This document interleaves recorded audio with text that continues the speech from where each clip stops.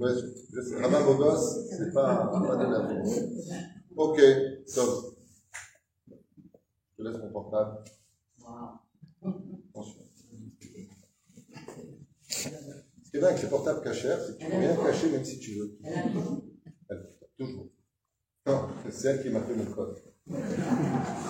On est en direct. Hein? On est en direct. Qu'est-ce qu'il dit? On est en direct. On est en direct. Ça veut dire quoi, on est en direct? Le Que là, pendant que je te parle, il y a des gens en direct? Voilà. Ah. Et là, tu me prends du bas, si on voit les poils du nez? Non, ça va. Ok, sympa. Voilà. J'ai marqué quelque chose que j'ai marié ici. Qu'est-ce que j'ai marié ici? 1, 2, 3. Et depuis, ça va?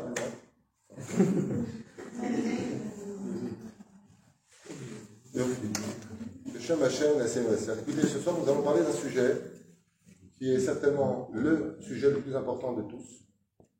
Mais je pense, avec beaucoup d'humilité, que c'est certainement le sujet le plus mal compris de tous. Vous allez vous rendre compte, à travers ce shiur que nous allons traverser, combien, Béhémet, la complexité d'arriver à la foi réelle n'a pas été donnée à tout le monde. Beaucoup de gens très pieux, y compris dans le Tana, pensaient avoir de la Emouna. On va parler d'Emouna ce soir. Et on va se rendre compte que le Créateur du monde va leur dire « Vous n'avez pas d'Emouna ». La Emouna est un sujet qui est très spécial. Et on va t'expliquer pourquoi. Si vous regardez bien, quand on étudie la Torah comme il le faut, Katou, Tzadik be'emunato yirye. Tout le monde le sait. Mais qu'est-ce que ça veut dire? Que donc, on vit selon la Emouna? C'est grâce à l'Emouna qu'on vit? C'est ça que ça veut dire? On vit selon sa Emouna? C'est ça que ça veut dire?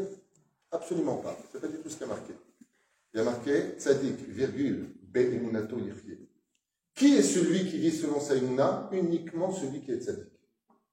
C'est un lapsus révélateur qui viendra nous apporter une autre dimension rapportée par le Rambam. Tous les matins, nous avons l'habitude de dire, pour ceux qui le font, en tout cas, c'est une très grande ségoula et très important, Areni ma'amin be'emuna shelema. Si tu me dis que tu es ma'amin be'emuna shelema, cela vient enseigner donc que tu peux vivre selon une emuna qui n'est pas shelema. Ce qui fait que la emuna est concernée par énormément de niveaux différents. Et on va se rendre compte, au fur et à mesure, que très peu de tzadikim ont atteint le niveau d'Emouna escompté dans la Torah. Dans toute la Torah, d'après vous, dans les 5 livres de la Torah, dans les 5 livres, qui est celui qui atteindra le niveau le plus élevé de la Emouna? Non. Moshe? Abraham? Vous êtes sûr de ce que vous dites? On va décortiquer tout ça, on va faire un petit tour rapide. C'est le seul. De toute la Torah, le seul qui a atteint le niveau de la Emouna absolue, Tzadik, Yosef Tzadik. Vous voulez qu'on commence par Abraham? On va faire un petit tour rapido. Je ne comptais pas me plonger là-dedans parce que ma femme m'a dit je t'en supplie pas plus qu'une heure parce qu'après le restaurant va fermer. Hein? Oui, j'avais dit en plus. Nishmat. Mordechai ben Louis, Roi Hashem, Tenachel Began Eden, Elion. Roi la Choupe de Nino, Dechen Azor Marameh, Tenachel Nashamim Bezrat Hashem. Roi Shlema pour ta maman. Rivka Bat Rachmona, Bezrat Hashem. Anna El, référence à notre Kabbalah, Bezrat Hashem. Tous les malades d'Israël, tous nos blessés, tous nos Chayanim, tous nos Khtoufim, ceux qui veulent se marier, ceux qui veulent divorcer, tout le monde. Je commence le cours. Je veux un enfant, je vais pas vous êtes où? Donc, je disais, alors puisque vous savez quoi, je vais faire un petit kiff, on va rentrer un petit peu dans la complexité de la Emouna d'Abraham. On peut tous les faire, mais ce sera très long, ça fait un cours de 3h30. Donc on va s'en tenir à quelques... Bien sûr. C'est les pigeons qui sont voyageurs. Prenons le cas d'Abraham. Notre saint et vénéré Rabbi de Lubavitch, Zecher Tzadik Vekadosh Zachar, écrit justement à propos de la paracha de Lech Lecha, la faille de la Emouna d'Abraham Avinu. Le Rabbi relève la faille. À quel âge Dieu se dévoile-t-il à Abraham Avinu? Combien? 3. Non, je n'ai pas demandé à quel âge Abraham a découvert Dieu. C'est pas la question que je pose. J'ai dit à quel âge Dieu lui parle. Parashat Lech Lecha, Vayomer Hashem el Abraham. Abraham ben 75 shana. Il a 75 ans. Le rabbi pose une question à propos des 3 ans. Ekev avata et Hashem Elokecha. Ekev, ça fait Gematria 172. Il a vécu 175 ans. Ekev, donc il manque 3 ans. Comme c'est marqué, Avraham Zaken, Ba Bayamim, Mazeba, Bet Aleph, 3. Ba Bayamim, il lui manque 3 ans. Très bien. Dans ce cas-là, le rabbi pose une question assez violente. Pourquoi Dieu ne s'adresse-t-il pas à Abraham Avinu depuis l'âge de ses 3 ans? Pas un seul mot. Abraham cherche Dieu et Dieu lui dit tu ne m'intéresses pas. Pourtant, il fait tchouva. Il est à la recherche de Dieu, mais sa émouna est considérée comme étant problématique. Et là, je vais vous dire quelque chose qui va vous choquer. C'est que, tout comme le Talmud nous apprend que la Torah est appelée Samachaïm, c'est-à-dire que la Torah te donne la vie, sache que la Torah peut te donner la mort. Kipchuto. Prenons le cas de Ben Azaï ou Ben Zoma, qui sont morts, ou, si vous préférez de façon plus diplomate, eh bien, vous avez les 2 enfants de Aaron, Nadav et Avihu, qui sont morts à cause de la Torah. Mais la Torah peut retenir Etzraim Hila Mahazikimba, si tu sais bien la Torah, si tu sais bien enseigner la Torah, même la Torah peut même te faire divorcer. Si ta Torah n'est pas bien, je dirais, digérée à la maison, c'est-à-dire au lieu de venir et partager de la lumière qui vient comme un flic à la maison, il est évident que cette Torah ne va pas rapprocher, elle va éloigner. Car toute Torah enseignée exige de la psychologie et de la diplomatie. Mais d'ivré Noam na Torah. Et la reine qui est s'amuser, surtout que les Juifs ont un principe. Tu veux que quelqu'un y touche, tu lui dis touche pas. C'est pas compliqué. Tu dis ça, c'est mort. Dieu lui a dit regarde, tout ça, laisse ça à toi les arbres. Celui-là, tu touches pas. Viens, je touche. C'est feuilles. La première émouna, on en reparlera tout à l'heure, c'est celle qui est ancrée en nous. Ne vous inquiétez pas, je reviendrai à Abraham. Mais je voudrais quand même, juste avant, faire une préface. On a tous une émouna intérieure qui s'appelle Ma'aminim Bene Ma'aminim. Nous sommes des croyants, fils de croyants. Ce qui fait que chaque juif qui vient dans ce monde, aussi assimilé soit-il, a une base d'émouna en nous qu'il faut simplement réaviver. Si vous comprenez cette phrase-là, comme l'explique la Chassidoute, on ne fait jamais faire teshuva à un juif. On réveille la teshuva du juif. On n'apporte rien à une autre personne. On vient le réveiller de l'intérieur. Il y a un éveil qu'on peut apporter à lui. Ça s'appelle la émouna pnimit. Et Dieu compte sur cette émouna, comme vous le dites tous les matins. La première chose, quand vous ouvrez les yeux et que vous faites qu'est-ce que vous dites? Modéani, Lefanecha, Meler, Chai Bekaya, Cher Zartabi Nishmarti, Bechemla, Bechemla, virgule, Rabbi Munatecha. Je sais, je fais de la création. Vous l'avez fait? Donc, on voit que le matin, d'accord, t'es plus fort. On voit que le matin, une fois qu'on a dit à Kadosh Baruch Hu Shanoch Modim al Kiyumenu, c'est-à-dire que nous le reconnaissons sur l'existence même de notre vie, les 2 derniers mots sont empreints d'une virgule. Behemla, virgule. Vous s'arrêtez quand vous le dites le matin. C'est très important. Parce que la virgule veut dire que vous passez le sceptre du dialogue chez Dieu. Donc, qui c'est qui dit Rabbi Munatecha? C'est Dieu qui vous le dit, c'est pas vous qui le dites à Dieu. Dieu il te dit tous les matins, maintenant que tu as été capable de dire Modé ou Modani, Dieu te dit, et moi je compte sur toi. Rabbi Munatecha, je crois en toi. De ces 2 mots-là sortent d'ailleurs toutes les lois du Lachon Hara. Si Dieu tous les matins il dit, moi je crois en toi, de quel droit tu permets de dire des mots péjoratifs sur autrui, puisque Dieu croit en lui? C'est-à-dire qu'en disant du mal d'un juif, tu dis automatiquement du mal de Dieu, puisque Dieu il dit, moi je crois en lui. Qui s'arrange. D'où l'importance de comprendre chaque virgule dans les textes de la Torah. Cette émouna-là, elle a un problème. C'est qu'elle peut nous laisser vivre dans l'abstinence de l'accomplissement de la Torah des Mitzvot, c'est-à-dire qu'on est des ma'aminim ben ma'aminim, dans tous les juifs, comme l'enseigne Rabbeinu. Il y a cette émouna tiv'it. Elle est en nous. Seulement, c'est à nous de la réveiller. Le problème de cette émouna-là, c'est quand on n'arrive pas à la réveiller de par elle-même, Dieu t'envoie une épreuve. Une épreuve qui peut, en général, exciter tes émotions. Et là, bizarrement, face à une émotion très compliquée, ça parle. Qu'est-ce que je t'ai fait? J'en peux plus. Tu t'adresses au ciel. Je me souviens qu'avec un de mes oncles, qui était, entre guillemets, si je peux me permettre, non-croyant, en tout cas, il s'en vantait. Quand j'ai fait tchouva et que je suis parti à la synagogue des Tournelles, la synagogue, c'est la grande synagogue là-bas, Et je suis parti là-bas. Et mon oncle, il m'a dit, il était en train de réparer pendant Shabbat sa Mercedes. Et il m'a dit, ouais, Tamchi, il parlait yiddish, vous avez compris. Il m'a dit, où tu vas? Je lui ai dit, je vais à la synagogue. Il m'a dit, pourquoi il y a un mort? C'est sa réponse, hein, je ne fais pas une caricature. Je lui ai dit, non, c'est Shabbat. Il m'a dit, alors qu'est-ce que c'est Shabbat? Shabbat, c'est le jour de repos, je lui ai dit. Il m'a répondu, c'est des bêtises. Je lui ai dit, ok. Je lui ai dit, pourquoi tu ne crois pas en Dieu? Il m'a dit, Dieu est une invention de l'homme. Je l'ai laissé, je suis parti à la Beth Knesset. Je suis arrivé à la synagogue, on a fait ce qu'on avait à faire, et je reviens. Au moment où je reviens pour lui dire Shabbat Shalom à mon oncle, je ne sais pas si c'est mon œil, hein, je ne sais pas, il était en train de réparer toujours son moteur qui était allumé, et la clé à molette glisse et il se brûle la main. Sur le moteur, moi j'étais un peu gêné, j'étais derrière, donc c'est mon œil, et il jette la clé par terre, et en arabe, il s'est mis à parler avec Dieu. Alors je lui ai dit, je ne comprends pas, avec qui tu parles? Il a eu honte. Je vous raconte quelque chose qu'on ne m'a pas raconté, que j'ai vécu. Il m'a dit, oui, comme ça, quand on est énervé, Yaoudi, quand on est énervé, des fois on parle avec le ciel, il y a des énergies en haut. Il y a des énergies, ça s'appelle la Emunat Tivit. Donc chaque juif, il peut être marié avec la pire des assimilations. Au fond de nous, il y a une voix qui crie, qui est en prison dans la clipa et qui crie de façon naturelle. C'est ce qu'appelle d'ailleurs le rabbi au nom de la Gemara et du Zohar, comme c'est aussi marqué dans le Balatania, Nefesh, Chelek, Eloka, Imaral. Ça veut dire vraiment, cette Nefesh qui vient du Kisei Akavod, du monde de la Beria, et cette Neshama-là, elle est empreinte de ce qu'on appelle la Chotemet divine. Donc dans chacun de nous, il y a ce côté de ce qu'on appelle la conscience, car l'âme c'est pour synonyme une conscience, qui peut se réveiller. Le problème d'Avraham Avinu, c'est que sa teshuva, dit le rabbi de Lubavitch, a été psoula jusqu'à l'âge de ses 75 ans. Et c'est pour cela que le Créateur du monde ne s'adresse pas à lui.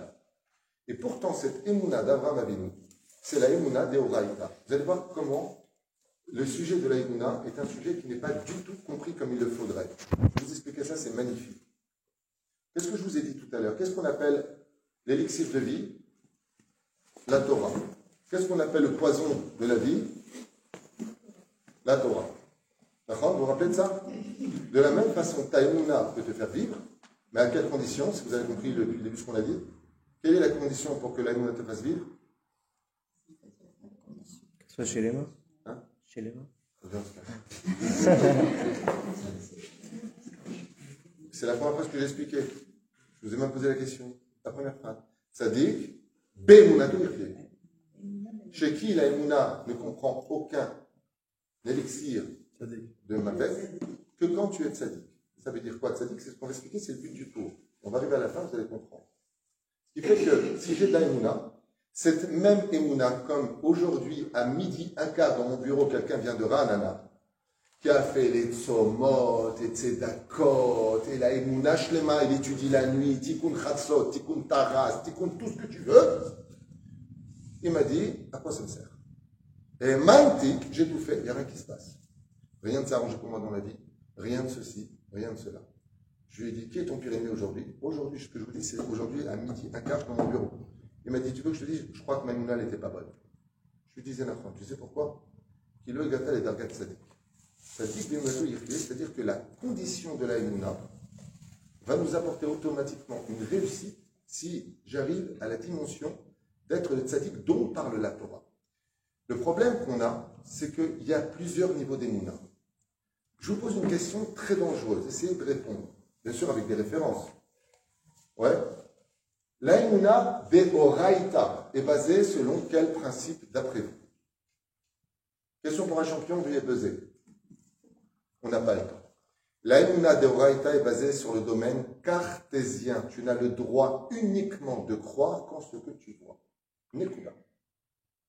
Qu'on vienne te raconter des blablas de j'ai vu et on m'a dit et patati patata, à maintes reprises, la Torah va nous mettre en garde en disant, écoutez bien, donc il écrit par Chadré, si vient un rêveur, un faux prophète, qui te dit, tu sais, Dieu il m'a parlé, j'ai vu des choses. Qu'est-ce que tu lui réponds? Al-Shnaim ou Shlosha Edim, Yakum Davar. Ça veut dire que si tu veux me prouver, tu veux que je prends ce que tu dis. Ouais, il n'y a aucun problème. Prouve-le-moi. Ça veut dire quand chez les crétins, il y a marqué là-bas que Thomas, il dit, je ne crois que ce qu'on je vois. Ouais. Il a pris d'Oraïta, c'est la émouna de la Torah. Et ça, c'était la émouna d'Abraham jusqu'à 75 ans. Seulement cette émouna-là, elle est très problématique. Pourquoi? Parce qu'elle est sichlite, elle est intellectuelle. Et rappelons le Midrash Tanchuma. Comment Abraham il a fait tchouva à l'âge de 3 ans? Qu'est-ce qui s'est passé? Il a vu le soleil, il a dit, mais cette boule de feu, qui aurait pu créer ça? Donc, comme le feu de ce soleil éclaire le monde et donne la vie au monde, c'est Dieu. Au moment où il dit ça, le Midrash Tanchuma nous dit qu'est venu un nuage couvrir le soleil. Qu'est-ce que dit Abraham Avinu? Ah, si un nuage, il est capable de couvrir le soleil. Machma, que Dieu, c'est le nuage. 2 et 2 font 4. Le vent pousse le nuage. Il a dit, ah, maintenant j'ai compris. Si le vent est capable de pousser le nuage qui a aveuglé le soleil, machma, que Dieu, c'est le vent. Et voilà que d'un coup est tombée la nuit. Il a dit, si la nuit est capable, il y avait juste 3 ans quand même, de faire fuir le jour, eh bien c'est que la nuit est Dieu. Donc il s'est mis à vénérer la nuit. Seulement le matin se lève, il a dit, j'ai compris. Dieu, c'est celui qui a créé tout ça. Le problème, c'est que c'est vrai. C'est exactement la base des 3 fêtes juives. Nous avons 3 fêtes juives. Pessah, Shavuot et Sukkot. Regardez bien. Ce que nous apprend la Gemara à ce propos. La fête de Pessah est basée selon quels critères? L'aïmouna la plus rationnelle. Ketzad, c'est pas compliqué. Si on s'en réfère à Masechet Makot sur un témoignage. Dans quelle province nous avons vécu? En Égypte. Goshen. Combien d'années? 210, c'est marrant, 210 ans, très bien. Combien sont sortis du pays d'Égypte chez les Juifs? Un cinquième, excellente réponse. Donc combien sont morts là-bas? 80%. De quelle plaie ils ont été frappés? Rocher. Où est-ce qu'on est parti quand on a voulu traverser la mer Rouge? À quel lieu précis on s'est tous arrêtés? On n'a pas le temps. Moul Baal Tzefon. C'est-à-dire que si vous regardez bien les parachutes de Shemot, ok, Vaïra, Bo et Béchalach, vous allez voir, dans les 4 parachutes qui commémorent la fête de Pessah, bien sûr, c'est surtout Kitabo au niveau de la Gada de Pessah, comme l'a retranscrit Rashi dans la Gada de Pessah, eh bien, vous allez voir quelque chose d'incroyable. Les détails insupportables, verset après verset, où Dieu nous donne. Allez, question pour un champion. À quel moment a eu lieu la Makat Bechorot? Chatzot Laila, Hazak ou Baruch? À quel moment on est tous sortis du pays d'Égypte? On est sortis de nos maisons partir? Non, surtout pas la nuit. Allô? C'est marqué, Rachid dit pourquoi allô? Pour pas qu'on dise, regardez les Juifs, ils se sont sauvés comme des voleurs la nuit. Allô? Ouais. Moi j'ai une question à vous poser. On dit en tunisien, pour ceux qui comprennent le yiddish, Sham Difiana, qu'est-ce que j'en ai à faire qu'il soit sorti? Yémina, une dernière question. Quel jour du mois on est sorti? Quelle date? Le 15 du mois de Nissan. Vous savez pourquoi la Torah nous donne tellement de détails? Et plus que ça, Kol amarbel saper b'yitziat Mitzrayim, arezé mishubach. Ça veut dire, qu'est-ce que veut la fête de Pessah? Te rendre une émouna rationnelle. Qui nous a sorti? Moshe Rabbeinu. Qui était son traducteur? Aaron. Avec qui ils ont parlé? Pharaon. Qui l'a tué? L'Égyptien. Où est-ce que ça s'est passé? Où est-ce qu'il a... Oh, pourquoi tu me racontes tellement de détails? Et le pire, on avance, on va quitter ça parce que ça ferait trop long. Ma femme m'a demandé de pas dépasser une heure tunisienne, c'est-à-dire hors taxe. Mais la fête de Shavuot qui vient après, elle est miraculeuse ou elle est rationnelle chez nous? Cette fête, elle est cartésienne. Arabe, s'il te plaît, Shemot, tu peux m'apporter le livre de Shemot? Tu m'ouvriras la page de Yitro, don de la Torah.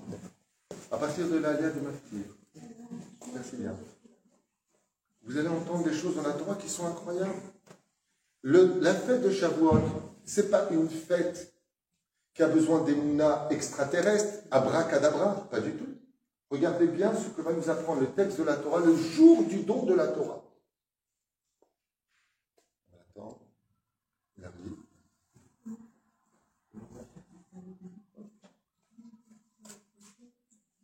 Que le Seigneur soit avec vous.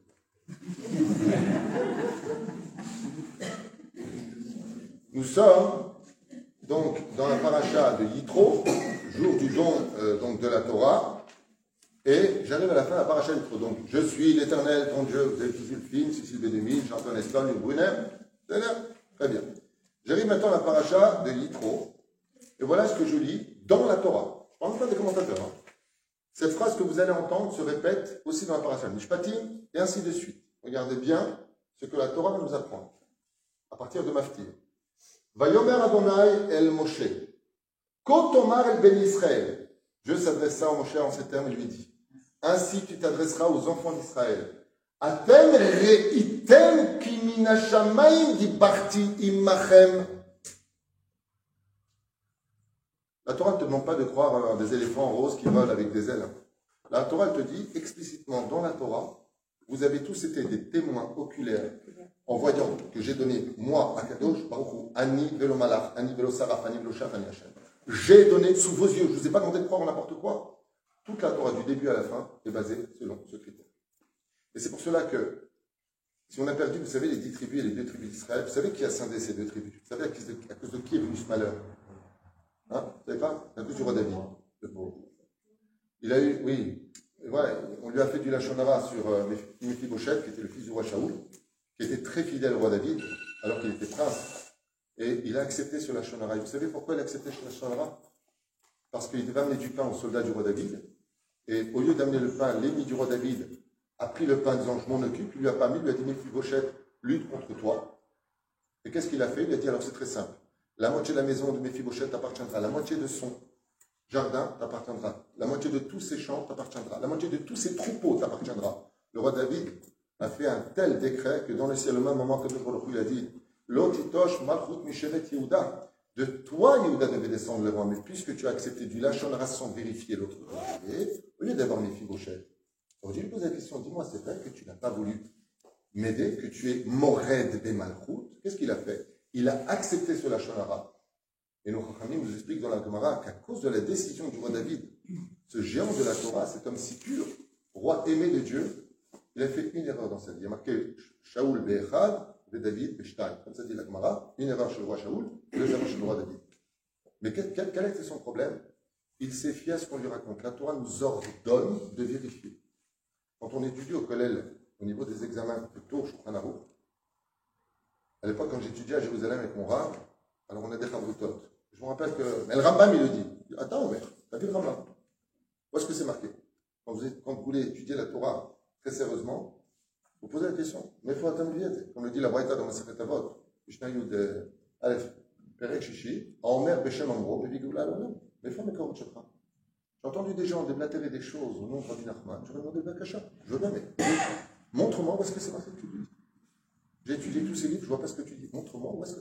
Non, je l'ai compris comme ça. Alors dis aux gens, j'ai compris comme ça, mais ne vends pas sa Torah dans ta façon, toi, de voir les choses.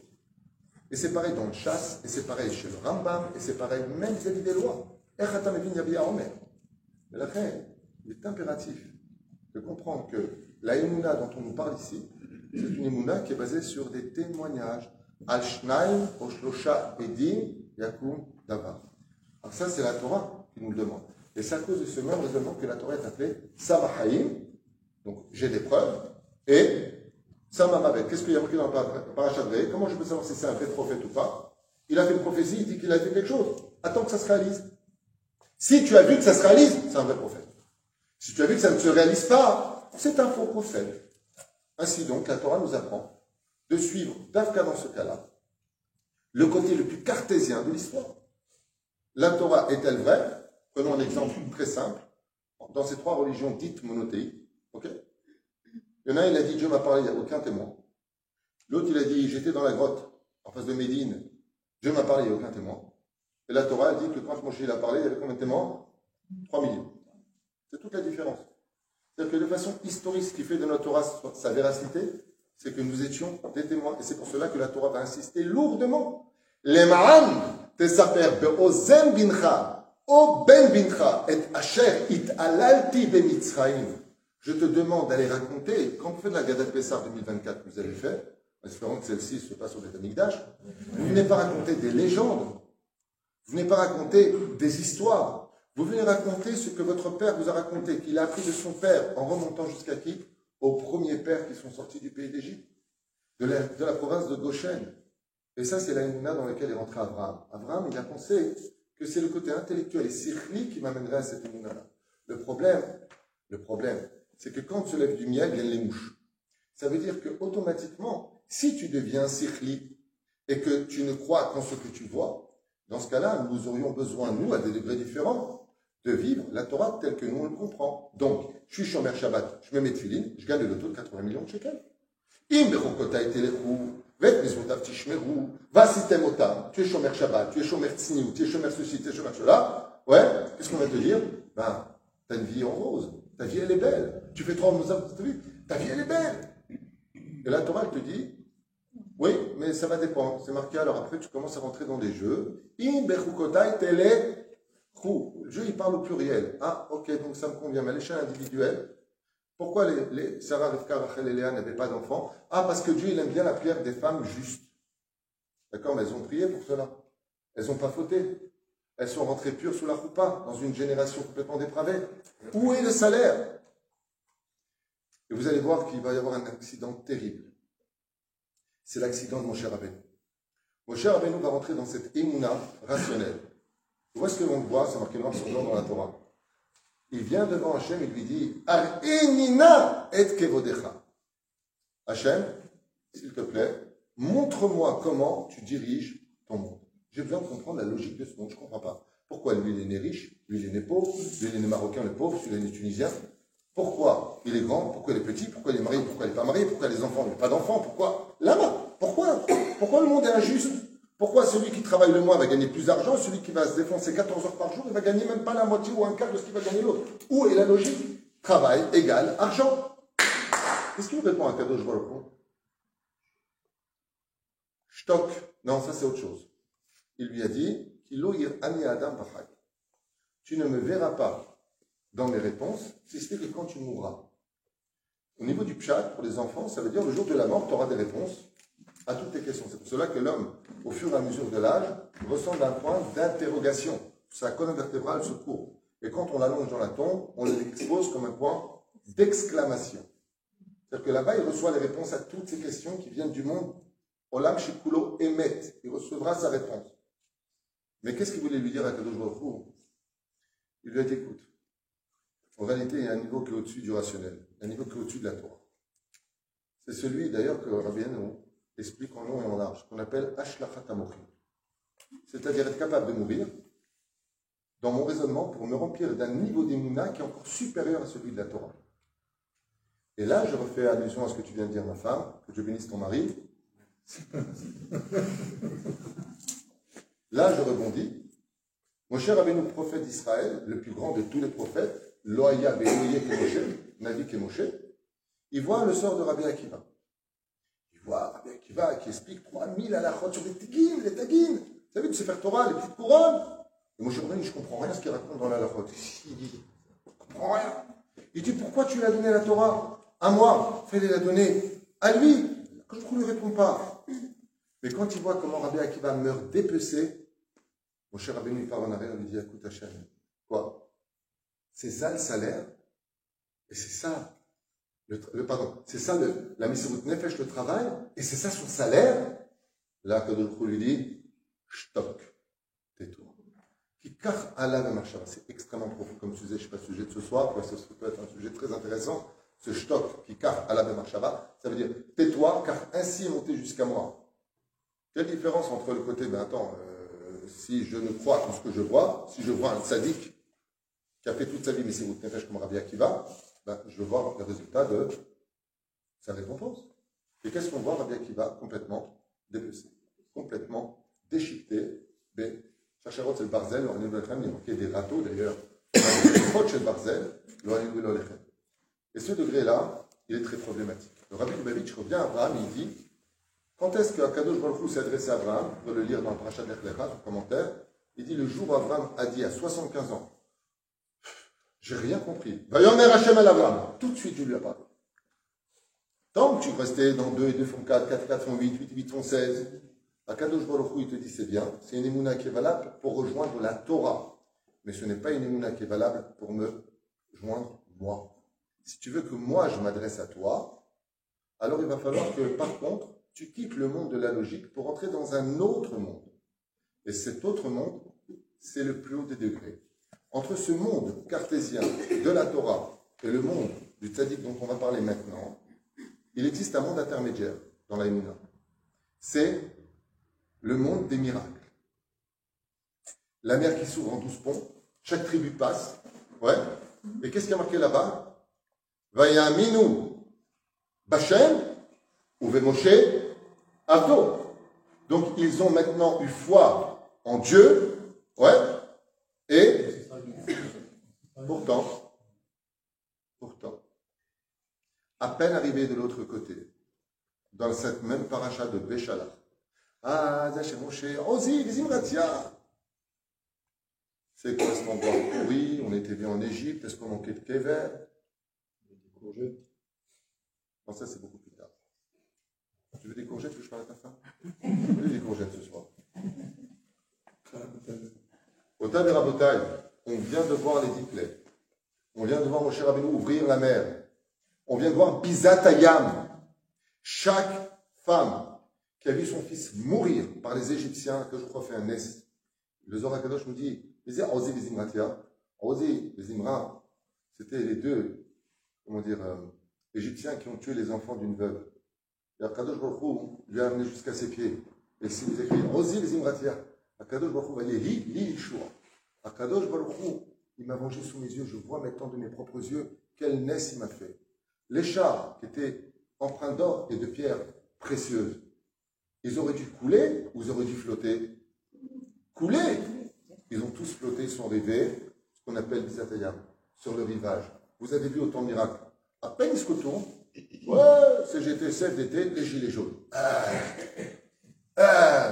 Dieu maintenant il se présente, je suis l'Éternel votre Dieu. Pam, pam, pam, Vaudor. Dieu vous montre. Vous avez surmonté les Cananéens. Vous avez été attaqué par les Amalicites. Vous avez vu que dans un monde,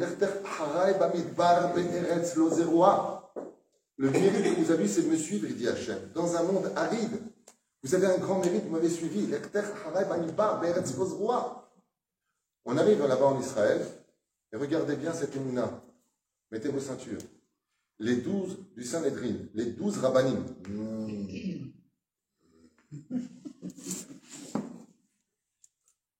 Moshe leur dit, bon, dites-moi comment ça se passe en Israël, quelque temps on attaque, tenez-moi au courant. Il y a beaucoup de secrets là-dedans, c'est pas le but. Les rabbanim reviennent et qu'est-ce qu'ils disent? À part Caleb et Yoshua, qu'est-ce qu'ils disent? On ne peut pas.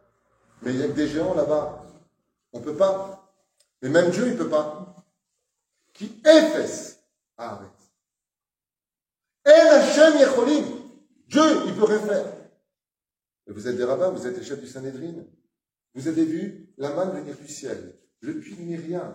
Vous avez vu la nuée de gloire le jour, la nuée de feu la nuit. Vous l'avez vu. Oh! Comment vous pouvez dire une chose pareille? Dieu, il te dit, je vous rentre à l'intérieur. Ouais? C'est quand même incroyable. Qu'est-ce qui leur a fait faucon d'après vous? Leur cerveau. Bon, ils sont plus nombreux, ils sont 31 rois, il y a 7 peuplades. Nous, on est nés dans le désert. La nouvelle génération, ils ne savent pas ce que c'est l'esclavage, ils n'ont jamais tenu une arme. 2 et 2 font 4, de façon rationnelle, on ne peut pas y aller. Qu'est-ce qui les a tués? Leur émouna rationnelle. Cette même émouna qui a été demandée dans la Torah, c'est cette même émouna qui va les faire tomber de l'autre côté. Mais c'est un truc de malade. Et c'est pour cela d'ailleurs que l'homme le plus exquis de toute la Torah, c'est qui? Moshe Rabbeinu. C'est le seul duquel la Torah dira de lui, t'as pas eu des murs. À quel moment? Eh oui, madame. Moshe tape le rocher, et vous allez voir combien Moshe est géant. Vous savez pourquoi il a tapé le rocher Al-Pisod? Il y a plein d'explications. J'ai fait un cours de 1h30 sur les raisons pourquoi il a tapé le rocher. Et là, il m'a dit, vous êtes batteur. Il s'était énervé, mais non, c'est pas, on ne parle pas d'un Marocain, on parle de Moshe Rabbeinu, on est égyptien là-bas. Il était énervé. J'adore, tu vois ça, j'adore. Pourquoi il a tapé le rocher? Il était peut-être fâché avec sa femme. La belle-mère, elle est venue à la maison. Voilà. Non. Je veux dire, vous connaissez le secret, je vais vous le livrer, il est magnifique. Ce que demande Akadosh Baruch Hu lui dit, va avec Aaron et frappe le rocher. Et parle au rocher. La vérité, moi, si je vois un mec parler avec les rochers, j'appelle la police. Vous savez ce que disent mon Chachamim? Il a dit à Moshe, Aaron, allez parler de Torah à côté du rocher pour montrer que celui qui parle de Torah, la nature, lui obéit. Et Moshe Rabbeinu, il a dit, je ne peux pas faire ça. Moshe Rabbeinu est Chacham Mikol Adam. Les lettres du mot Shlomo, c'est les lettres du mot Les Moshe. Qui était plus grand en sagesse que Shlomo Amelech? Moshe. Les Moshe, c'est les lettres du mot Shlomo. C'est-à-dire, qui allait dans l'intelligence de Moshe. Le problème, c'est que l'intelligence de Moshe, elle lui a fait faux bon. Parce que Moshe, il a dit, attends, si moi maintenant je parle au rocher et qu'il me sort de l'eau, le rocher fait partie du monde minéral. Et les enfants d'Israël, quand je leur dis un mot, il faut, ouais, je suis pas d'accord, d'où tu sais, Donc qu'est-ce qui va se passer? Le minéral m'obéit, et les enfants d'Israël, Am Kesheoref, ils ne m'obéissent pas, je ne peux pas faire ça aux enfants d'Israël. Par amour pour eux, je ne vais pas parler au rocher, je vais taper le rocher pour dire que le minéral a besoin de coups pour m'écouter, et que les enfants d'Israël ont besoin de paroles. Qu'est-ce qu'il lui dit à Kadosh Baruch Hu? De quel droit tu te permets de rentrer dans mes comptes? Kilo et mantem bi. C'est vraiment qu'il est marqué sur la Torah. Voilà, c'est pas moi. C'est pas ici, c'est dans ma Torah. Dans la Torah, dans le Sefer Torah, Dieu qui dit, c'est l'homme le plus fidèle de ma maison. Eved Ne'eman Beti. Il vient dire de Moshe de Aaron, vous n'avez pas eu la Emouna. Comment ça s'appelle la Emouna? Il vient chercher la Torah. Oui, le problème de Moshe qu'on lui reproche, c'est qu'il a oublié de faire une seule chose. Moshe est cérébral. Montre-moi comment tu diriges. Pourquoi il est handicapé, lui? Pourquoi Rabbi Akiva, il souffre? Pourquoi il n'a pas de grands enfants? Pourquoi lui est riche, c'est en forêt? Pourquoi lui, il est pauvre, c'est un tzaddik? Pourquoi? Là, c'est pas logique. 2 et 2, 4. Cette Emouna-là est dangereuse. Il y a un homme. On va pas tous les faire parce qu'on va passer des heures. Vous avez compris l'idée? Ce qui fait que tous ces shlavim existent. On s'est rendu compte que si tu vois des miracles incommensurables, comme l'a dit d'ailleurs un très très grand historien non-juif, qui a dit qu'il peut tout expliquer au niveau de l'histoire sauf un événement. L'existence du peuple d'Israël. Un goy qui a écrit ça dans son livre. Et il dit, ce peuple, il est surnaturel. Tous les peuples sont morts. Les Babyloniens, les Perses, les Grecs, les Romains, il n'y a pas. Tous ont été décimés. Ce peuple-là, il est inexplicable. C'est-à-dire que nous, quand on voit en tant que feuge, c'est déjà un miracle surnaturel de vivre ce que l'on vit. On n'a pas le cheval de Troie en Israël. On a au moins 120 chevaux de Troie en Israël. On vit dans une situation, les miracles, on les vit tous les jours, de façon surnaturelle dans ce pays. Est-ce que ça va faire de nous des gens plus croyants? Razal nous confirme. Aucun miracle, M. Cohen. C'est dit. Moi aussi j'avais des choses avant là. Aucun miracle ne t'empêchera de tomber. Comme nous sommes nos chachamim, Gadol Yetzerara Minoso. Si tu viens un grand miracle, automatiquement, ton Yetzerara, il grandit avec. Et tu veux encore un plus grand miracle. Waouh, tu sais quoi, j'ai vu de mes propres yeux. Il était pour moi, je l'ai vu. Automatiquement, ton Yetzerara, il aura le même poids que ton Yetzerara. Donc, il n'y a rien qui va changer chez toi. Il n'existe qu'une seule Emouna qui est valable. Et là, je me sors. Moi qui n'ai pas le pétec.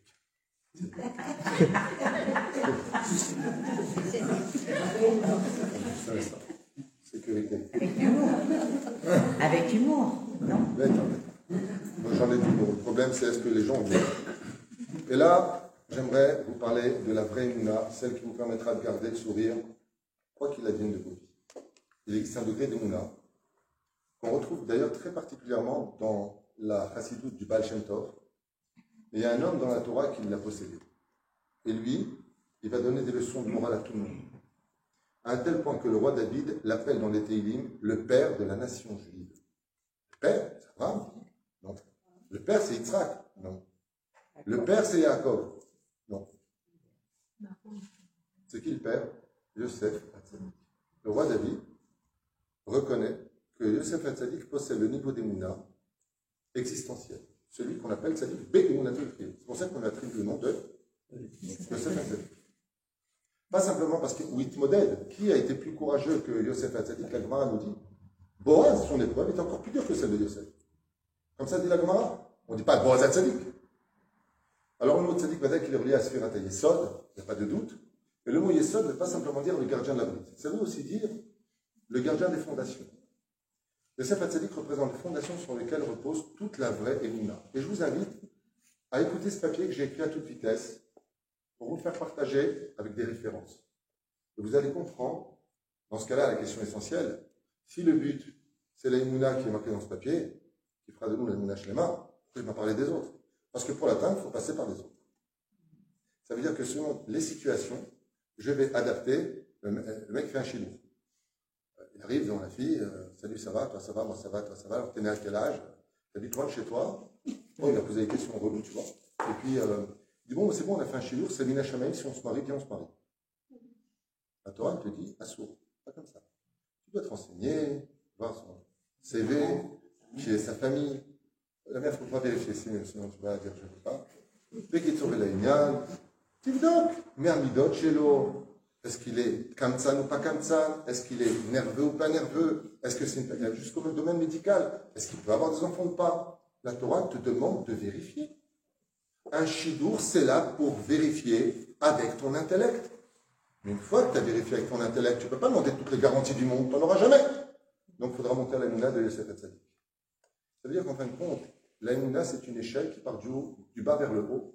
Et là, maintenant, on va s'adresser, je suis obligé d'ajouter toutes les choses, je crois qu'on a avancé, sur la Mouna de Yosef Hatzadik. Est-ce qu'elle vous intéresse? Ouais, super. Alors, le Harizal, avant de parler de lui, nous dit les voies de Dieu sont impénétrables. L'âme, quelle raison? Tout simplement parce que dans ce monde, tout ce que nous vivons est lié à 4 points. 4 points. Quand j'ai le Harizal, il y a du Maharal dedans. Et il y a surtout du Rambam dedans. Premier point, Akol Tikkun. Tikkun. Il t'arrive un pet, tu as un truc, Tikkun. Tu as une super bonne nouvelle, ta société marche, Tikkun. Maintenant, tu as d'argent, on va voir comment tu vas te comporter. Tikkun. Bon niveau au travail. Le Harizal écrit Akol Lefi Gilgulim. Shara Gilgulim. Tu ne peux pas comprendre ce monde car il est relié à des réincarnations qui ont précédé ta venue et qui viendront sur la suite. Ce qui fait que tu vas payer des choses pour lesquelles tu es venu dans ce monde, mais qui ont un rapport avec ce que tu as vécu. Comme tu ne comprends pas le livre du passé, vous comprenez bien qu'une personne qui lit une phrase d'un livre de 613 pages, 613 mitzvot, tu ne peux pas dire j'ai compris le livre. Donc ta imuna cartésienne, elle s'efface. Troisième explication, Masechet Ta'anit, Kafalef, Hamoud, Aleph. Akol letova. Sheneema, Gamzo, letova. C'est Rabbi Nachum qui a dit Gamzo, letova. Le mot Gam est péjoratif. Gam veut dire, la phrase de Rabbi Nachum, il dit que le mal. Merci. Bon, ça va, c'est beau. Amour. Qu'est-ce qu'il dit? La chose suivante, chuto. Le mal que je suis en train de subir, il donnera du bien. Ça, c'est un niveau d'Emouna, par contre, qui est dépendant du miracle. Ben, le mec est ruiné, ouais, mais t'inquiète pas, tu vas vivre quelque chose de plus grand. Ben là, il faut un miracle, hein, parce que si t'es ruiné, quoi, je veux dire, 2 et 2 font 4, tu nous as déjà dépassé. Il y a une Emouna qui va beaucoup plus loin.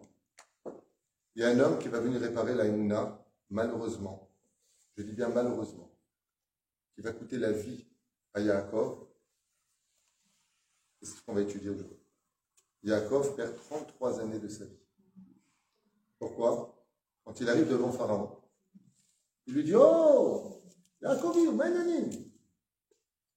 il lui dit, Me'at Veraim, Ayou Shenechayat. Elles ont été plus nombreuses et mauvaises, les années de vie. À cause de la question de Pharaon et à cause de la réponse de Yaakov, on va comptabiliser 33 mois. Tout de suite, nos Chachamim lui disent, temps mort. Je ne comprends pas. Que Yaakov Avinu, il répond mal. Dieu se met en colère face à ça. Il dit, comment? Tu as vu le mal dans ce que je t'ai envoyé?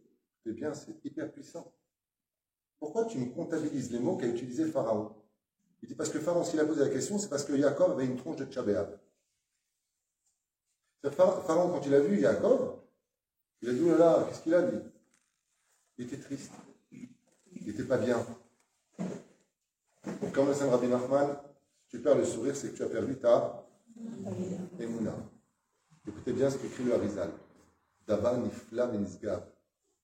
Dans le Shara Gilgulim, Rabbi Yitzhak Luria, il dit que la faute de Yaakov de s'être plaint et d'avoir vu le mal dans ce qu'il a vécu, il y a de quoi? Lavan, Esav, Dina qui se fait violer, attends, 20 ans, chez Lavan, Son fils qui est vendu, il ne le voit pas pendant 22 ans. Et tu dis, comment ça va? Super, il faut fumer des joints pour voir la vie en haut, à ce moment-là. Comment elle va? La vie, elle est pourrie, c'est tout. Comment ça va? Super. Et ta femme, elle est morte. Et ta mère, elle est morte aussi. Et les affaires, j'ai voulu. Et à part ça, ça va super. Mais t'as pas la fille, hein, pas possible. Donc qu'est-ce qu'il fait? Il dit, mais Abraham, écoutez bien ce que dit le Harizal. Il dit que la faute de Yaakov, elle a tellement fait trembler le trône divin que Akadosh Baruch Hu a été obligé de le réincarner pour réparer cette faute. Et souffrir exactement les mêmes souffrances. Habir Yaakov, Parashat Vaïchi, sont les lettres, dit le Harizal. Hein? C'est pas Yob qui a pris la souffrance? Qu'est-ce qu'il dit? Ah non, Yob c'est autre chose. La Gemara dit dans Chagiga, est-ce que c'est une légende, est-ce que c'est Terah, est-ce que c'est Abraham? Yob est de côté. Chaber, on parlera. Pour l'instant, on est avec Yaakov. Rabbi Yitzhak Louret, écrit dans Shara Gilgulim, il dit que pour réparer la faute du manque d'émouna qu'a eu Yaakov à ce moment-là. Ouais. Eh bien, qu'est-ce qu'il dit Yaakov? Il dit Gamzo et Torah. Il dit Gam, le Chida, il dit Mazé Gam, péjoratif. Zo, les Tova. Comment elles ont été les années de vie? Mauvaises. Mais Yaakov, il reste dans le contexte que tout va s'arranger. La preuve en est, voilà, j'ai vu maintenant le Sefer Tzadik, je vois ma descendance, je peux mourir. Mais on voit qu'il est sur un doute. Jure-moi que tu m'enterreras en Eretz Kenan. Il y a beaucoup de choses à dire sur ça, c'est pas le sujet, mais juste qu'on comprenne. Le Harizal, il dit, Abir Yaakov, c'est l'aide de Rabbi Akiva. Et qu'est-ce qu'a dit Rabbi Akiva?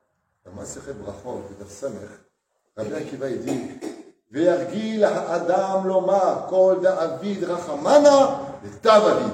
Waouh! Qu'est-ce qu'il dit, Rabbi Akiva? Il dit, tout ce que fait Hachem, c'est le bien.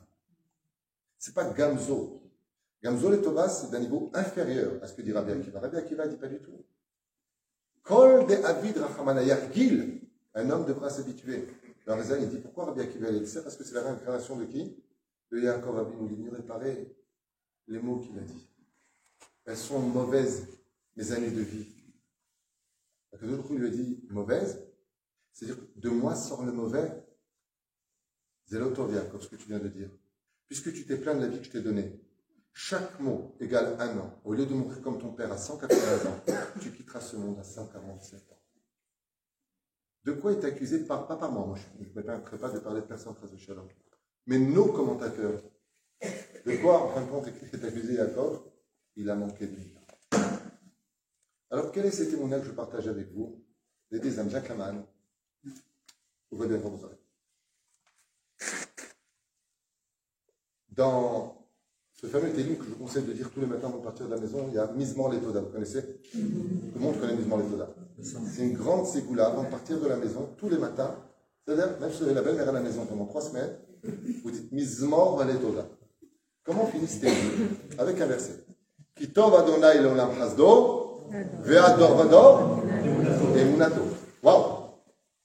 Tu veux voir le bien ne dépend pas de Dieu, il dépend de toi. Il va dépendre de Taïmouna. Parce que c'est Taïmouna qui va créer la réalité. C'est ce qui est arrivé à Yaakov. Ils sont pourris les années de vie. Ok, merde. Ça me paraît bien? Parti. Tu te plains? Qu'est-ce que j'ai fait de t'épouser? Pas de problème, divorce. Qu'est-ce que j'ai fait de vous amener au monde? C'est pas moi, ça c'est le Ben Ishra qui explique ça dans son livre Niflaot Masecha. Tu te plains de tes enfants, tu peux les condamner à partir de ce monde. Ta parole, tu peux les condamner à partir. Lama Tamiklonem. Maintenant, voyons la Emouna que je vous souhaite à tous. Celle de Yosef HaTzadik. Et voilà ce qui a marqué dans les versets. Alors, je vais être un peu bavant, je ne vais pas tout noter pour ne pas être cavette, je ne vais pas tout vous lire pour ne pas être long. Et voilà exactement ce qu'on peut lire dans cette situation. Nous sommes dans le chapitre de Bereshit 45, verset He. Quand les frères découvrent que Yosef se dévoile à eux, je suis Yosef, votre frère, est-ce que mon père vit encore? Je suis Yosef que vous avez vendu en Égypte. Verset 5. Vous êtes avec moi? Avant de dormir. Ve'ata alte atzvu. Premier ordre de Yosef. Arrêtez d'être triste. C'est pas bon ce que vous êtes en train de faire. Arrêtez d'être triste. Alte atzvu. Ve'alecha ve'avolechem. Et ne vous mettez surtout pas en colère pour la faute que vous avez pensé commettre. Écoutez bien.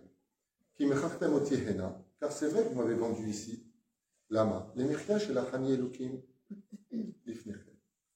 vous n'avez été que des facteurs que Dieu a utilisés, car Dieu devait me mettre à cette place pour vous nourrir. C'est clair ce qu'il vient de dire? Qui peut me dire en français qu'est-ce qu'est en train de dire Yaakov clairement ici? Clairement. Il est en train de dire, vous n'y êtes pour rien. Vous avez juste été le facteur qui a apporté une lettre. Vous êtes juste un facteur qui avait apporté une lettre. Faut payer une amende, quoi. Ok? Les frères ne s'en remettent pas. Yosef va les rééduquer. Nous avançons dans le chapitre 45, verset 7. Ve'ata lo atem shelachtem oti hena. Ce n'est pas vous qui m'avez envoyé ici. Qui est Elohim? C'est Dieu qui m'a envoyé. Et Simeon, il est là pour me mettre un père sur la tête de Pharaon et mettre sur toute la maison de Pharaon et gouverneur du pays de la terre d'Égypte. Donc, qu'est-ce qu'il est en train de dire là, juste après, c'est juste après. Qu'est-ce qu'il dit à ses frères? Bon, au début, je vous ai dit que vous m'avez vendu parce que je veux vous faire plaisir. J'ai chaque côté un peu, ouais, j'ai fauté, je suis pas bien, pas de problème. Bon, vous allez peut-être vous guérir de ça. Donc, Yosef leur dit, arrêtez de vous accuser. Parce que vous avez fauté, oui, mais parce que vous avez été choisi à cause de votre haine gratuite sur moi par le Créateur du monde. Mais je serai descendu en Égypte de toute façon, avec ou sans vous. Donc arrêtez de voir constamment vos actions. Regardez bien la suite. C'est un peu barbant quand même, mais c'est pas moi qui l'écris. Mais c'est tellement rempli de sagesse. Chapitre 45, verset tête, c'était verset chet. Ça fait un peu, je me répète, hein. Regardez bien les mots. Ko amar Yosef. Ainsi a parlé Yosef. Samani Elohim Adam. C'est Dieu qui m'a mis ici. Tout ce que j'ai vécu, ça vient de Dieu. C'est clair, on ne peut pas être plus clair. C'est pas fini, hein. Il y en a plein de versets comme ça. Vaïgash, Vaïchi, il y en a plein. Et donc il dit, là dans le Chamitzraï, Chazal nous dit, Tamu adavar she'enu medaber al echav klal. Il est quand même curieux de constater que Yosef refuse littéralement de parler de ses frères. Il n'y a pas de ses frères. Il n'arrête pas de leur dire, arrêtez de parler vous êtes fous, quoi. À quel moment me met à l'épreuve, arrêtez de vous mettre, vous prenez pour des héros, quoi. Arrêtez de dire, ouais, pardon, on t'a vendu. Arrêtez avec ça. Vous n'y êtes pour rien. Dieu vous a utilisé. La seule faute que vous avez commise, c'est ce que dit le Talmud. Akadosh Baruch Hu, Megalgel Chova, Aliede, Chayav. Ça veut dire que si une personne doit se faire cambrioler, c'est Met Hachem. Quand tu rentres, tu vas à la boutique vide. Ah, qu'est-ce que tu dis? Tikkun. Donc, le voleur qui se fait attraper, il dit, je suis un envoyé de Dieu, donc je m'en allais chez la c'est toi qui m'as envoyé. Ouais. Il te dit que je ne crois pas du tout, je ne t'ai pas envoyé. Je cherchais une personne malhonnête, et comme toi, tu cherchais à être malhonnête, l'homme est emmené là où il veut aller. Mais Galgel Chova, la personne qui devait subir son tikkun, Aliédé, Chayav. C'est lui qui a voulu être. C'est comme si tu veux emmener les seaux d'urine dehors. Moi, lève-toi, il va les emmener. Et Roucha Davar, que celui qui veut lever la main pour une mitzvah, Dieu le prendra. Celui qui veut une avéra, Dieu lui enverra. Tu veux ce que tu veux, je t'amène. Vous êtes responsable d'avoir eu de la haine. Akadosh Baruch Hu vous a utilisé, mais vous êtes responsable de votre haine. Avéra, goreret, avéra. Regardez bien la suite, c'est encore plus magnifique. Toujours chapitre 45, verset Yud Gimel. Vegatem le'ali. Quand vous retournerez, vous dira mon père. Et kol kevoli b'Mitzrayim. Combien il peut lui à Kadosh Baruch Hu? Racontez-lui combien tout le monde m'honore et me respecte dans ce pays. Waouh! Waouh! Qu'est-ce qu'il aurait dû dire ici? Une charrie ou quoi? J'avais 17 ans, le cœur léger, je quittais ma province, une valise à la main. Je voyais des gens de l'affiche. Ouais. Vous avez chauffé des chiens contre moi, Shimon et Lévi. Pas depuis, si bien, les bergers allemands. Il les envoie pour dévorer Yosef. Pourquoi dévorer Yosef? Chazal nous dit pourquoi les chiens? Parce que celui qui fait du lachon hara, la kelef tashlichon, en d'autres termes, c'était la mort qui lui était souhaitée, comme l'a souhaité Elion Lévi pour Isabelle, qui est déchiquetée par des chiens. Qu'est-ce que fait Yosef Hatzadik? Il voit des chiens qui sont dressés pour le tuer. Il s'assoit par terre, comme le dit le verset, et il dit le verset qui empêche les chiens de mort, Kilo Yecharat, ce qu'élève les cholos. Ce qui est marqué à propos de la sortie d'Égypte. Les chiens s'arrêtent et ils retournent chez leur maître. Ils le mettent dans un puits. Là-bas, il y a des serpents et des scorpions. Est-ce que vous pouvez lever la main en me citant un seul verset où Yosef se plaint? Il est vendu en esclave. 6 mois dans les champs de Poutifera, 6 mois à la maison. Une femme qui met du Chanel 5 quand il n'y a rien à qui change de truc. En plus, pas une bombe. C'est bombe. L'épreuve, c'est pas ça, une épreuve. C'est petit bout. Ouais.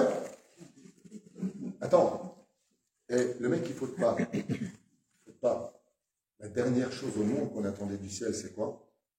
C'est qu'il n'est pas en prison. C'est une boulette tunisienne. C'est une boulette. Qu'est-ce qu'il fait à Kadosh? Il dit Chazak ou Baruch. Yosef Hatzadik, tu as réussi ton épreuve. 12 ans de prison. Enfin, 10 plus 2. Merci Hachem. Toda. Yosef Hatzadik, il ne dit pas comme ça, Toda. Il est très heureux. Il ne dit pas c'est pas moi, il ne dit pas. Après, Midrashim, il raconte ce qu'il veut, mais dans le texte de la Torah, Yosef se plaint. Vous savez pourquoi marqué Vayirotsu Oto Minabor? Ils le firent courir du trou dans lequel il était. Vous savez pourquoi ils l'ont fait courir? Parce qu'il n'était pas pressé de sortir. Yosef Hatzadik, il a dit Dieu veut que je sois pauvre. Ça ne me dérange pas. Dieu veut que je sois en prison, en Égypte. Il n'y a pas de masgan. Je serai un tamout, on dit en tunisien. C'est ce qu'il veut, c'est ce que je veux. Moi, je suis très bien. Jusqu'à la fin de ma vie, Il n'y a rien qui me dérange. Vous savez pourquoi? Parce que je ne suis pas seul. Je suis main dans la main avec Dieu. Moi, je vois que Dieu. Je ne vois pas les hommes. Je ne vois pas le bâton. Je vois celui qui le tient. Et voilà pourquoi Yosef Hatzadik dit, dites à mon père que les 22 ans de peine doivent être oubliés. Pourquoi? Pour que l'homme retrouve sa confiance vis-à-vis d'Hachem. Chapitre 45, Yud Gimel, Al tira merda mitzrayma, ki legoy gadol esimecha, sham, gam alo Yosef, yashit yado al enecha. Waouh, et là je suis obligé de m'arrêter. Yaakov Avinu, Dieu lui dit, il faut que tu descendes vers ton nom. Il ne veut pas. J'aimerais bien le voir avant de mourir, mais il ne veut pas. Dieu lui dit, t'inquiète pas, descends en Égypte, je viens avec toi. Est-ce que Yosef a dit qu'il a reçu une seule promesse de Dieu? Aucune. Pas une fois Dieu lui dit, je te promets. Par contre, la Torah va témoigner 3 fois de suite. Kol asher haya ose Yosef, Hashem matzliach beyado. Pourquoi beyado? Begoufo. Ou tout simplement, tout ce que faisait Yosef, Dieu lui donnait de la réussite. C'est tout. Pourquoi tu dis beyado? On retrouvera le mot yado quand Yaakov a peur de descendre. Et si tu as peur, c'est qu'il y a un problème. Qu'est-ce que lui dit Akadosh Baruch Hu? Écoute, descends, Yaakov, descends. J'ai besoin de toi là-bas pour récupérer une tzotzot. Si tu n'y vas pas, ma sœur Otima Labanim, descends. Mais il y a une chose que je vais faire. Je vais faire en sorte que Yosef, mette la main sur tes yeux. Vous allez comprendre. Vous savez qu'à pied à la fin, il n'y a aucune obligation de faire le schéma Israël avec la main sur les yeux. Aucune. Non, aucune obligation. C'est un minag. On peut tout à fait faire, si la Shrina le Zohar Kadosh, si la Shrina descend, Ol Malchut Shamim, dans ce cas-là, tu fais Shema Israël, Hashem Elokeinu, Hashem Echad. Seulement, comme c'est marqué dans la paracha de Vaïgash, que Hashem dit, il mettra sa main sur toi, de là, le minag de mettre la main ici. Mais qu'est-ce que ça veut dire cette phrase? Tout ce que faisait Yosef, Dieu lui donnait de la réussite sur sa main. Vous savez pourquoi? Parce que Yosef, il a atteint un niveau d'émouna qui doit nous servir à tous. Et écoutez bien, chers amis. Qu'est-ce qu'on dit dans le Kriyat Shema? Shema Israël, Adonai Elohim, Adonai Echad. Très bien. Vous savez que les noms sont des attributs divins qui correspondent à des caractéristiques précises.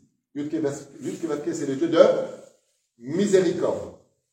Elohim, c'est le Dieu de rigueur et de justice. On est d'accord? Comment ça finit? Hashem Echad. Vous savez quelle est la plus grande réparation qu'on dit à Kippour et à Rosh Hashanah? Hashem hu Elohim, Hashem hu Elohim. Non, Hashem, c'est pas Elohim. Tu dis des bêtises. Hashem, c'est Yud-Ke-Vav-Ke, et Elohim, c'est un autre attribut. Et qu'est-ce qu'on dit dans le Shema Israël? Shema Israël, Hashem, donc bonté, Elokeinu, c'est un pléonasme.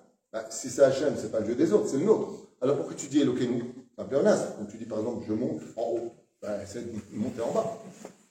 Je descends en bas. Hein? Femme de ménage. C'est pléonasme. Ré, vous êtes un peu long au niveau de l'esprit.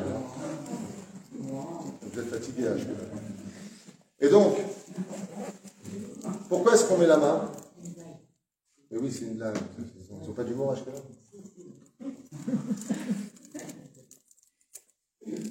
Pourquoi est-ce qu'on met la main sur les yeux? Pour que tu arrêtes de croire que ce qui vient d'arriver, c'est du chesed, et ça, c'est de la justice. Alors, qu'est-ce que tu fais? Shema Israël, Hashem Elokeinu, Hashem Echad. Arrête de croire que tu comprends ce qui est tikkun, ce qui ne l'est pas. Ça, c'est réparation, ça, c'est guérison. Arrête. Qui a kol tov, Hashem Echad. Qu'est-ce qui a marqué pour Yosef? Pourquoi il réussissait? Parce que Yosef a dit, dès qu'il a eu une épreuve, il disait ça. Shema Israël, Hashem Elokeinu Hashem Echad. Je refuse de voir. Il y a une émouna qui s'appelle je veux pas voir. Je veux pas voir les choses parce que je veux pas les comprendre, ça va m'énerver. Je préfère ne pas les voir. Donc qu'est-ce que je fais? Bien, j'avance, comme un aveugle dans ma foi. C'est même pas Ashlachat Amochin, c'est pas se débarrasser de son cerveau. C'est que j'accepte les choses exactement comme un aveugle. Un aveugle, il peut épouser une femme qui est belle, une femme qui est laide, il ne la voit pas. Chez lui, le beau et le laid n'ont pas d'importance. La justice ou la bonté sont du même niveau. Tout ce que faisait Yosef, Hachem Matzliar Beyado, qu'est-ce qu'il lui dit à Jacob? Va en Égypte, t'inquiète pas. Yosef, il va te mettre la main sur les yeux. Pourquoi? Parce que le problème de Jacob, c'est qu'il voyait trop. Et voici qu'on voit qu'il a fait tchouva dans Parashat Vayikra. Vechavdu einav. Et les yeux de Jacob se fermaient. Waouh! C'est Jacob, à la fin de sa vie, il a enfin accepté l'idée de monter son niveau d'Emouna au niveau de Jacob. C'est pour ça qu'au-dessus de Yesod, il y a Tiferet Jacob. Et au-dessus, il y a qui? La connaissance. Parce que le jour où tu comprendras que tu devras arrêter de juger les événements, je ne comprends pas, je n'accepte pas, j'en ai ras-le-bol, pourquoi c'est arrivé, pourquoi lui c'est un pourri réussi et moi qui suis une syndicat ou un sadique, je aussi. Mets ta main devant les yeux, arrête de rentrer dans les comptes divins, tu vas attraper des ulcères, tu vas te faire mal. Et quand comment est ta vie? Pourrie. Alors maintenant, elle va te pourrir. Travaille. Parce que pour 12 ans de prison, il est quand même resté roi. Combien d'années? 80 ans. 80 ans. Roi. Alors la question qui va se poser, je finirai avec ça avant de raconter une histoire et de me barrer d'ici. C'est intéressant. C'est les frères. Comment pourrais-je te refuser? Oui, je sais pas, là tu m'interromps maintenant. Quand tu as les clés de la maison, si on va dans cette émouna-là, on n'est pas obligé d'être religieux. Imaginons qu'on dit tout vient de Dieu, donc je ferme les yeux, je laisse ça, je peux bader. Alors, ça démontre que tu as omis d'analyser, qu'on a dit tout à l'heure, que l'émouna c'est une échelle. Donc on est obligé de passer par le cartésien. D'abord, mettez tefilin, Shabbat. Mais les mitzvot ne sont pas un but, ils sont un moyen. Le but, c'est l'émouna absolue. Le but, c'est l'émouna absolue. C'est pour ça que quand le tikkun finira de la émouna, c'est quand? La Géoula. La Géoula va demander tout sauf une chose. Sauf quoi? La émouna. Pourquoi? Parce que tout sera flagrant. C'est pour ça que dans la Gemara de Masechet Sanhedrin, je réponds, le Daf Tzadi Amud Aleph, en bas de la page, qu'est-ce qu'il y a marqué? Kol Israël yesh lehem chelek l'olam haba, ve'elu she'en lehem chelek l'olam haba. Tout celui qui ne croit pas que la Torah vient du ciel, qu'il n'y a pas de Triat Hametim, celui-là, un chelek l'olam haba. Celui qui ne croit pas. En fin de compte, sur quoi est basée toute notre existence? Sur cela. C'est ce que je vous ai dit tout à l'heure. Le Ramchal, Rabbi Chaim Shemitzvot la Vachalom, il dit que toutes les épreuves ont pour but ultime de te voir et de te rappeler quel est ton niveau d'émouna. Quel est ton niveau d'émouna? Face à une nouvelle maintenant, quelle est ta réaction? Si Béhémet, tu es quelqu'un de transparent, c'est pour ça qu'on ne peut pas atteindre ce niveau-là si on n'a pas l'extrême humilité, parce que si je ne suis pas extrêmement humble, ben, c'est pas juste. J'ai travaillé, je mérite. Je me suis préservé, je mérite. Pourquoi j'ai eu et moi, lui. Et pourquoi lui et moi, j'ai pas eu? Tu prends pour Dieu. Lui tient des ficelles qu'on n'a pas. Et c'est exactement ce que lui dit Hachem.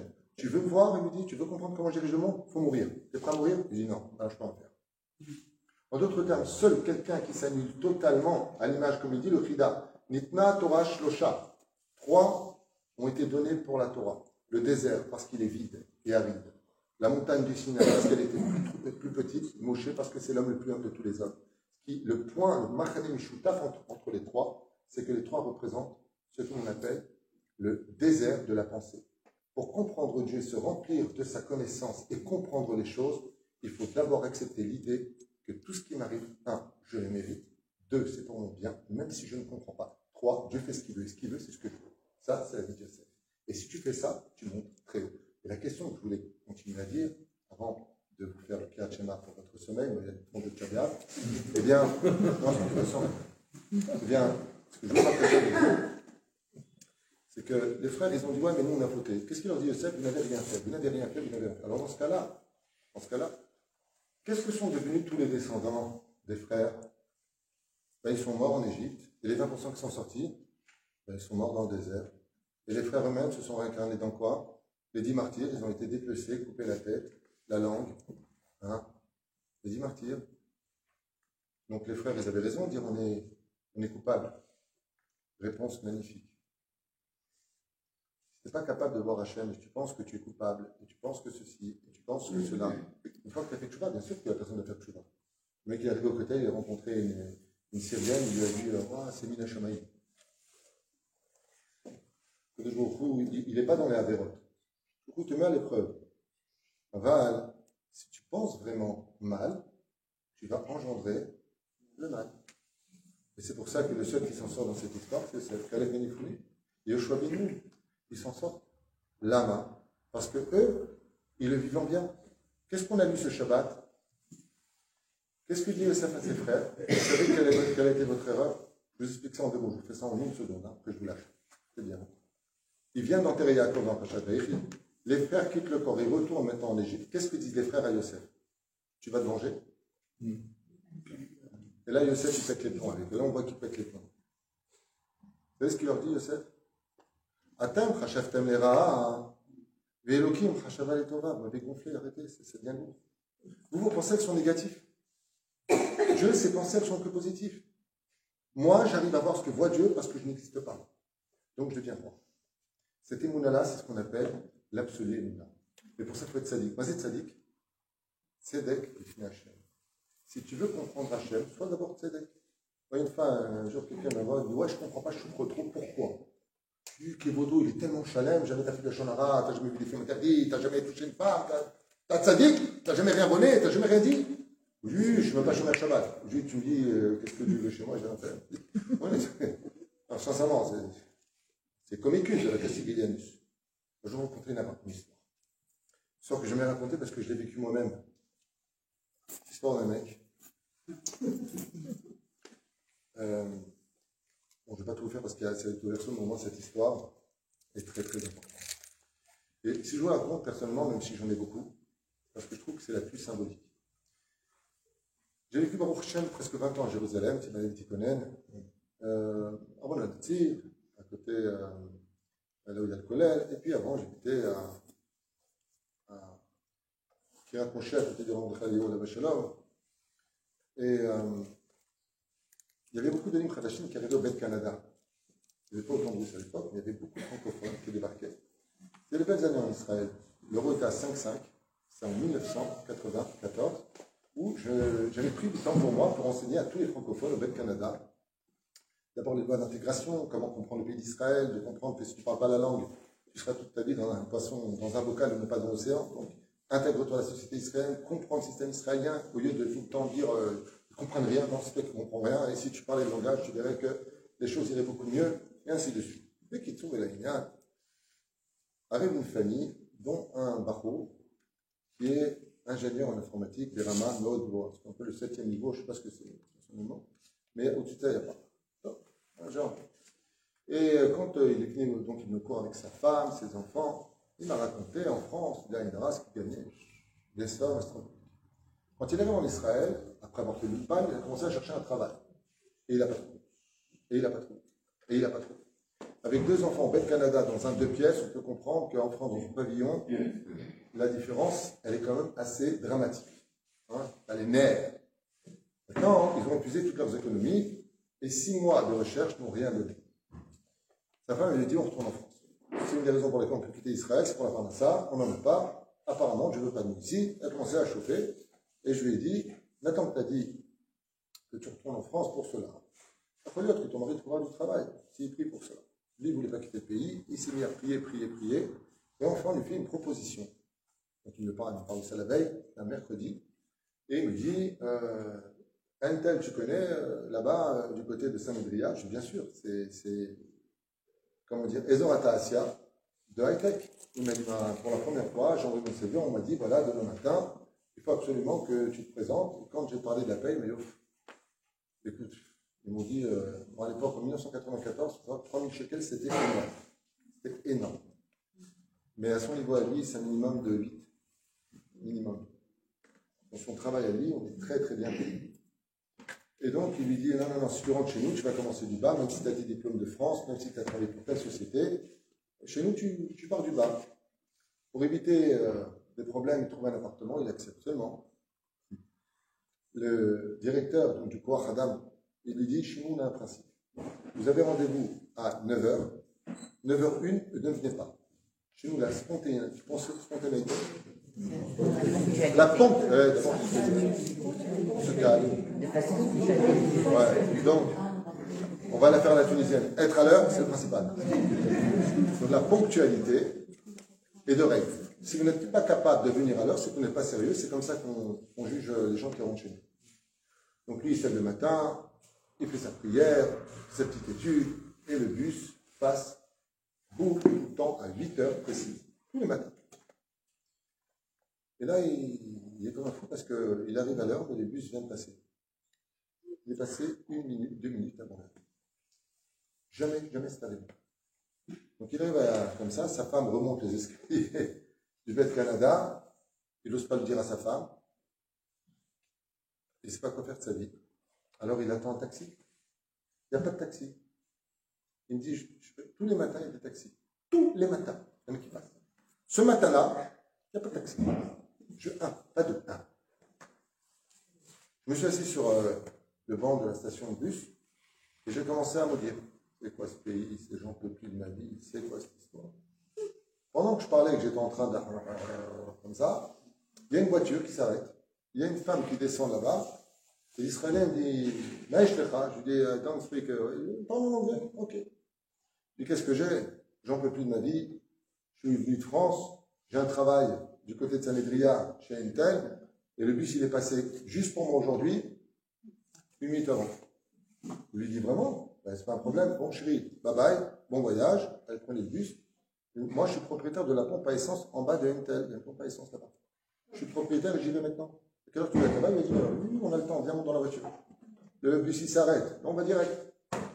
Il commence à bénir le chauffeur de bus d'être passé avant l'heure, magnifique. Pardon Hachem, et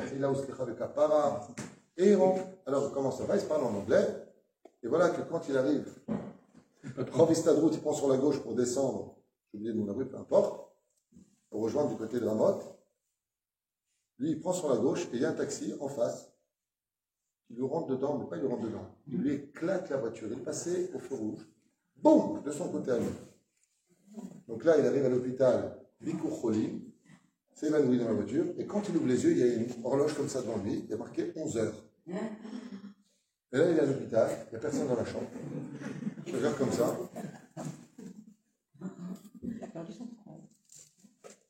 Il regarde son portable, tu sais, Nokia à l'époque, 14 coups de téléphone de sa femme.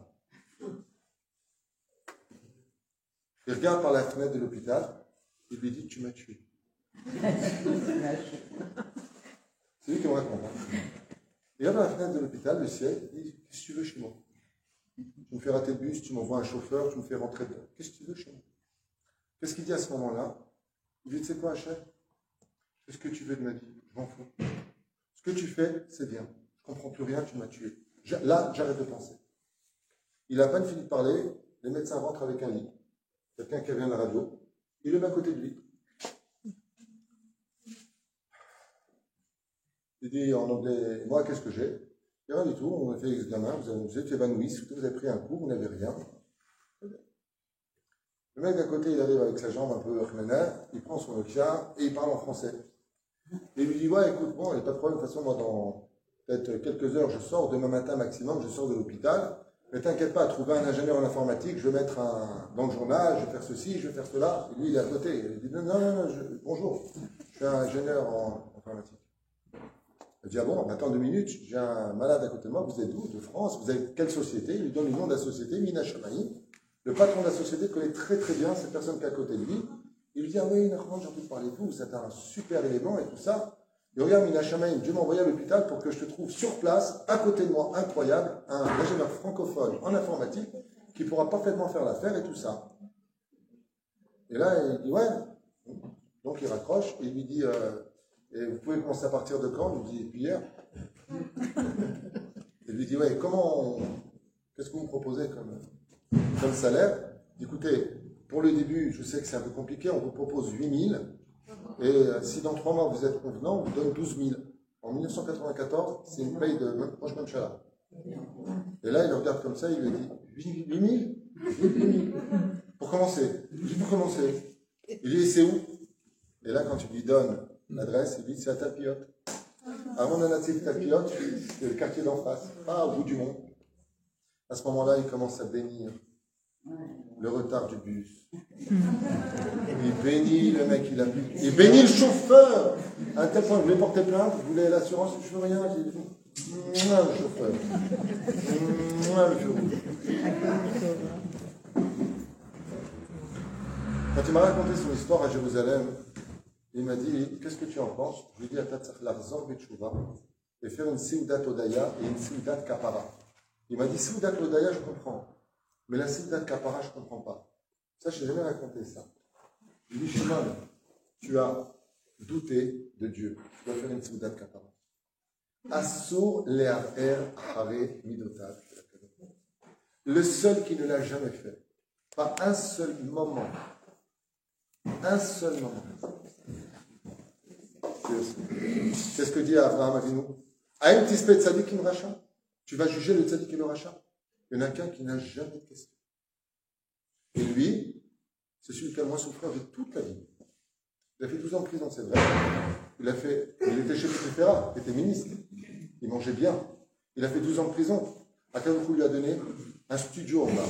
Tout ce qu'il faisait réussissait. Vous savez pourquoi?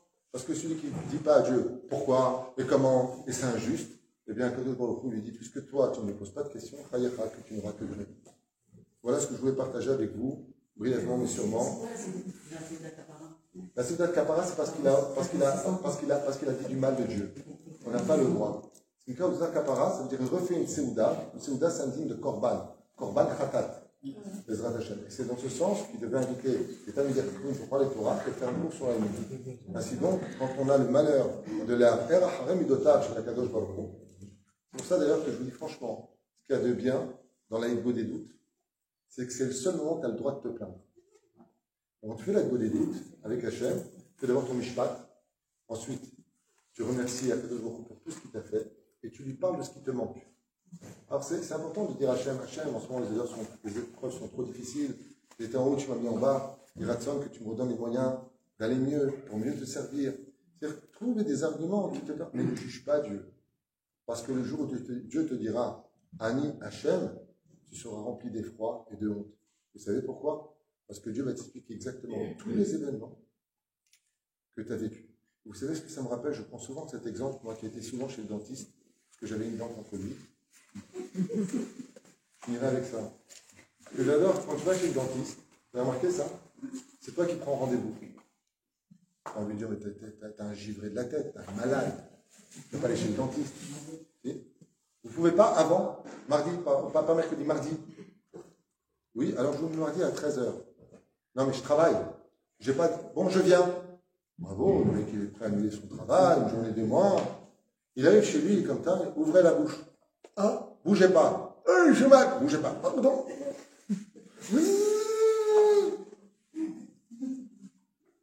Tu finis. Et comme ça. Je sens rien, c'est normal. Oui, je vous ai anesthésié. Ouais. Et après, d'accord. Et ne buvez pas d'eau chaude. Oui, bien sûr. Ça te regarde, ce que je bois, c'est ma bouche. Bien, très bien. Si vous avez mal à la tête, il se moque de moi, quel mal à la tête? C'est ce que c'est un mal de dents? Tu peux tuer ta belle-mère. Un mal de dents, qu'est-ce qu'il lui dit? Prenez de l'aspirine. Génier du one. Ouais, mais le pire, c'est pas ça. C'est qu'avant de partir, combien je vous dois? 300 shekels. Non, attache le mine. Vous me refixez rendez-vous? T'entends, bon, j'ai pas compris. Il t'a fait du bien, mec? Il t'a creusé, tu peux pas manger, tu peux pas boire, tu as pris une journée de travail, tu le payes, tu reprends rendez-vous. Vous savez pourquoi? Parce que vous êtes conscient que ce médecin qui va vous guérir cette dent, c'est pour votre bien.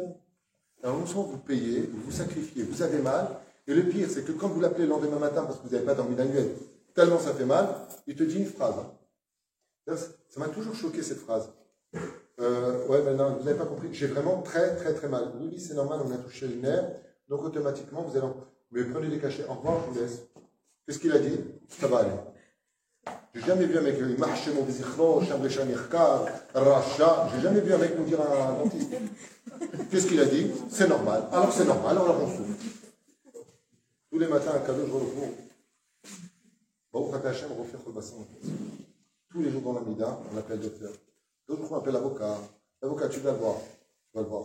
Tu lui as pas dit bonjour. Tu te tiens la main, 30 000 shekels. Oui, mais je n'ai pas encore dit. Oui, mais c'est. Et tu payes content. C'est un jeu de mots. J'ai pas compris. Et tu n'as aucune garantie qu'il va gagner le procès. Aucune. Et tu le payes. Et tu l'appelles. Et c'est toi qui le cours derrière alors qu'il travaille pour toi. Il est payé à l'heure. Et c'est toi qui le cours derrière. Personne ne se plaint. Personne ne dit un mot. Et quand il te dit, non, mais attendez, mais ça c'est comme à mon appartement, oui, mais selon la loi, monsieur, vous le perdez. Bon, bah d'accord, alors je vais trouver un arrangement. Mais rentre-lui dedans, mais il a un coup de boule. Tu le payes, il t'annonce des mauvaises nouvelles et tu lui dis merci beaucoup. J'ai pas compris. Vous savez pourquoi? Parce qu'il connaît son métier, parce qu'il connaît les lois. Alors Dieu, c'est moins qu'un avocat. Dieu, c'est moins qu'un médecin. Dieu, c'est moins qu'un dentiste. Ça, c'est ce qu'avait compris le secret de cette. Voilà ce que je voulais partager avec vous. Ceux qui vendent, comme il nous a demandé de ne pas vendre de livres ici, il y a les Mazalot et le Code du Bonheur dans la voiture. Pour ceux qui sont intéressés, c'est pas cher, c'est cachère et ça peut rapporter gros. Surtout que l'argent va dans les caisses de la Hamouta. Famille.